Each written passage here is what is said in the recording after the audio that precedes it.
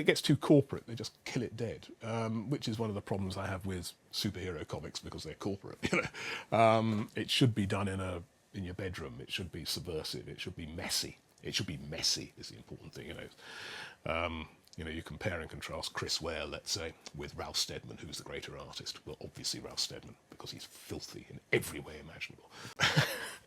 I'm afraid I did a demolition job on Arkham Asylum, which I like Dave McKean, but I hated that book because of the way they sold it at more money than anybody could ever earn if they were 17 and liked Batman.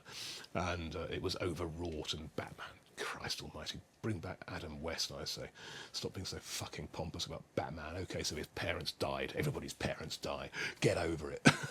And, let's reboot this and be as miserable as we possibly can. And where's the fun? In the original Batman, at least there was fun. I mean, the original comic, it was meant to be funny. It was meant to be for kids. It wasn't meant to be bloody Jean-Paul Sartre. I've always argued against the notion that maturity is valuable. I don't think it is. I think there are two kinds of people. There are people who are children who then become adolescents and then revert to being children and don't care anymore. And there are people who remain adolescents throughout their lives and care all the time about the way they look and how they're sounding and take things terribly, terribly seriously and turn into Christopher Nolan. And I prefer the former group, actually. And from my reading of it, people like Pat Mills and all the rest of those guys doing 2000 AD, influenced by punk, which was happening at the same time, was people saying, hey, let's play.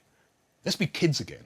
Even though we are on the verge of adulthood or are in fact fully fledged adults, apparently, we're still going to play. We're still going to have fun. We're still going to take the piss. And we're not going to be terribly, terribly serious. And there's a strand in comics which has forgotten all that and is terribly, terribly serious, earnest and angsty and adolescent. Whereas, in fact, although I would never dream of drawing for the Beano, I wholly salute the Beano because it has a burning spirit of, they're no longer actually setting fire to each other. The parents are no longer beating up the children all the time. That's back there in their backstory is child abuse and anarchism.